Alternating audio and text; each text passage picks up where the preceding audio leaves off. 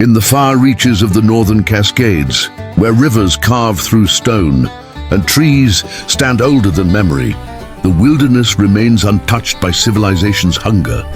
Few dare to wander its depths, and fewer return untouched by its truth.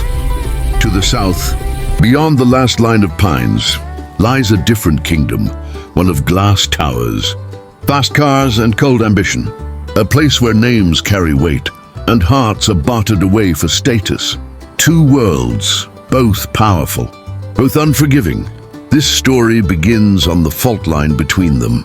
Some say fate reveals itself gently, in signs, in whispers. Others learn the hard way. Fate does not ask for permission. It simply intervenes. In a kingdom of steel and wealth lived Lena Morgan, daughter of industry, heir to a legacy, prisoner of expectations she never chose. And far beyond the maps, beyond the reach of network towers, lived Kai Woods, a man carved by wilderness, unknown to the world that once betrayed him. They had nothing in common, no shared past, no reason to meet, and yet fate had plans for both. The forest was quiet, but not empty.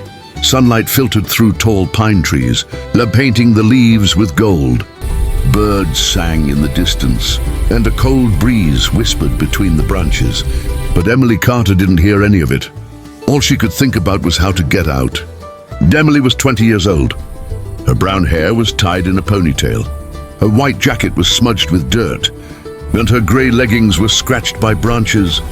Her hiking boots were muddy from running. She didn't plan to be here. No, not like this. It all started when her car suddenly broke down along the road. She was alone, waiting, hoping for help. Then a man stopped. At first she thought he was there to give her a hand, but she was wrong. The man's smile changed, his voice changed, his intentions changed. Emily felt danger. She didn't wait to find out how bad it would get. She ran straight into the trees, deeper and deeper, till there was no road, no sound, no direction. And that was how she got lost.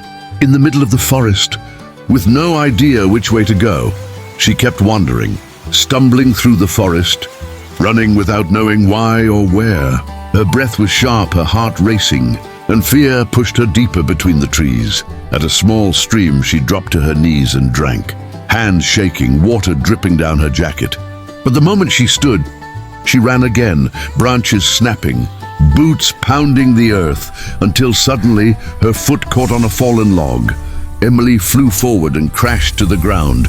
Before she could rise, something coiled from the leaves, a flash of scales, a strike. The snake sank its fangs into her ankle. The venom worked slowly, but it was strong. Emily's vision blurred, the forest dimmed. Every sound faded to a soft whisper, and every color drained away. Her breaths came weak and shallow as the world slipped out of her hands. Suddenly, someone moved quickly through the trees. Jack Hunter had been watching the forest for signs of danger for hours. When he heard Emily's scream, he ran without thinking. Jack was 28, strong and tall, with messy dark hair and storm-gray eyes. His clothes were simple leather and cloth, perfect for moving silently through the forest. A bow was slung across his back, and a knife rested at his belt. He run faster, the more he get closer, the more the voice getting weak. Suddenly he say her. He reached Emily and knelt beside her. You've been bitten by a rattlesnake. Don't pass out. He cut around the bite carefully, sucked out some venom, and wrapped her ankle with healing leaves he carried. Emily, weakly, Who are you? Jack, smiling lightly. Call me Jack, and you're lucky I heard you. He lifted her onto his back effortlessly. Emily's fear began to fade. She didn't know this man, but somehow she felt safe. Jack carried Emily to a natural hut house. Sunlight spilled in, and a small stream ran nearby. He poured water into a small cup and held it to her lips. Emily, smiling faintly. You live out here? Jack, I survive out here. It's my home. Emily looked at him. His eyes were serious, calm, and kind. For the first time in hours, she felt hope. Jack walked slowly along a forest trail. Emily rested against his shoulder. Emily asked Jack, What if you hadn't found me? Jack replied, You would have been hurt badly.